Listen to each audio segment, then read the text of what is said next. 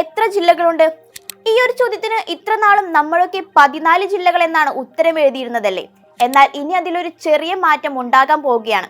14 എന്നുള്ളത് 17 ആകും. കേരളത്തിൽ ഇനിയും പുതിയ ജില്ലകൾ വേണമെന്ന ആവശ്യം വീണ്ടും സജീവമാവുകയാണ് ഇപ്പോൾ. അപ്പോൾ 17 ജില്ലകൾക്കുള്ള സാധ്യതകൾ നിലവിൽ തള്ളിക്കളയാൻ പറ്റില്ല. പറഞ്ഞു വരുന്നത് ജില്ലകളുടെ എണ്ണം കൂടാൻ പോകുന്നു, അതും നമ്മുടെ കൊച്ചു കേരളത്തിൽ. അല്ല, എന്താ പെട്ടെന്ന് ഇങ്ങനെ ഒരു ആവശ്യമെന്ന് ചിന്തിക്കുന്നവർ ഉണ്ടാകാം. എന്നാൽ ഈ ഒരു തീരുമാനം പെട്ടെന്നൊന്നും ഉണ്ടായതല്ല. പുതിയ ജില്ലാ രൂപീകരണം ദീർഘകാല ചർച്ചകളിൽ ഉണ്ടായിരുന്ന ഒരു വിഷയം തന്നെയാണ്. ഭരണപരമായ കാര്യക്ഷമത, വികസന തുല്യത, ഇതൊക്കെ എല്ലാവർക്കും കേരളത്തിലെ വിവിധ സ്ഥലങ്ങളിലും ഉറപ്പാക്കാൻ വേണ്ടിയാണ് പ്രധാനമായും ഇങ്ങനൊരാശയം കാലങ്ങളായി ഉന്നയിക്കുന്നത്. നമ്മുടെ തൊട്ടടുത്തുള്ള തമിഴ്നാടും കർണാടകയും ആന്ധ്രയും ഒക്കെ ഇത്തരത്തിൽ ജില്ലകൾ രൂപീകരിച്ചിട്ടുണ്ട്. അത് ദേശീയ തലത്തിൽ ആ സംസ്ഥാനങ്ങളെ ഉയർത്തിയിട്ടുമുണ്ട്. അതുകൊണ്ടൊക്കെയാകാം കേരളത്തിലും പുതിയ ജില്ലയ്ക്ക് വേണ്ടിയുള്ള മുറവിളികൾ കൂട്ടുന്നത്. പ്രധാനമായും 3 പുതിയ ജില്ലകളുടെ രൂപീകരണത്തിനാണ് ഇപ്പോൾ ശക്തമായ വാദം ഉയരുന്നത്. തിരുവനന്തപുരം ജില്ലയെ മുറിച്ച് നെയ്യാറ്റിൻകര എന്ന ഒരു പുതിയ ജില്ല ഉണ്ടാക്കാനാണ് പ്രധാന പ്ലാൻ. വിസ്തൃതിയും ഉയർന്ന ജനസാന്ദ്രതയും ഒക്കെ ഭരണനിർവഹണത്തെ ബുദ്ധിമുട്ടിക്കുന്നു എന്നതിന്റെ അടിസ്ഥാനത്തിലാണ് ഇപ്പോൾ ഇങ്ങനെ ഒരു ആവശ്യം ഉന്നയിക്കുന്നത്. നെയ്യാറ്റിൻകര കാട്ടാക്കട താലൂക്കിലുള്ളവർ സാമ്പത്തികമായും സാമൂഹികമായും പിന്നോക്കക്കാരാണ്. അതും ഇക്കൂട്ടത്തിൽ പരിഗണിക്കണം. നെയ്യാറ്റിൻകര ഒരു ജില്ലയായി മാറുമ്പോൾ സാമൂഹികമായുള്ള ഒരു വികസനമാണ് പ്രധാനമായും ലക്ഷ്യമിടുന്നത്. ഈ ഒരു ആവശ്യം ഉന്നയിച്ചുകൊണ്ട് 1.5 ലക്ഷം പേരൊപ്പിട്ട നിയമഹർജി വരെ മുഖ്യമന്ത്രിക്ക് കൊടുത്തിട്ടുണ്ട്. മാത്രമല്ല, വിനോദസഞ്ചാര സാധ്യതകൾ കൂടുതൽ ഇവിടങ്ങളിൽ ശക്തമാക്കാനും ഈ ഒരു മാറ്റം കൊണ്ടുവരും.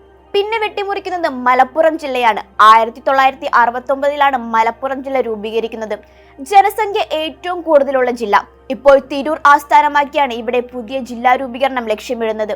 പുതിയ ജില്ലാ വികസന പദ്ധതി താഴെത്തട്ടിലുള്ളവരെ ഉയർത്തിക്കൊണ്ടുവരുമെന്നാണ് ഇവിടുത്തെ രാഷ്ട്രീയ പാർട്ടികളും സംഘടനകളും വാദിക്കുന്നത്.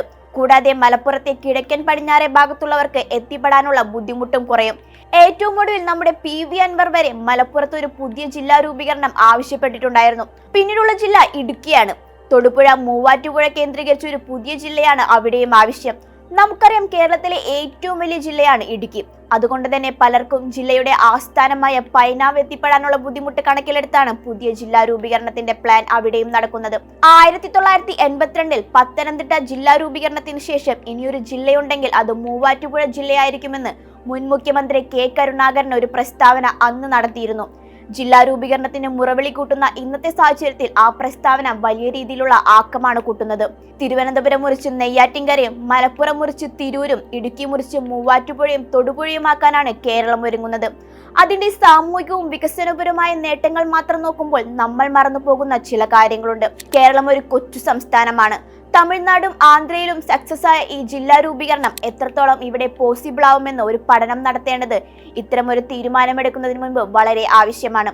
അതിർത്തി തർക്കം, ഭൂമിശാസ്ത്രപരമായ ഐഡന്റിറ്റി, രാഷ്ട്രീയ വിവാദങ്ങൾക്കൊക്കെ ഈ ജില്ലാ രൂപീകരണം വഴി തുറക്കാൻ സാധ്യതകളേറെയാണ്. ജില്ലാ രൂപീകരണം ദേശീയ തലത്തിൽ വിജയിച്ചിട്ടുള്ള ഒരു പദ്ധതിയാണ്. എങ്കിലും സർക്കാർ ഇത് എത്രത്തോളം ഈ വിഷയം കാര്യമായി എടുത്തിട്ടുണ്ടെന്ന് കണ്ടു തന്നെ അറിയണം.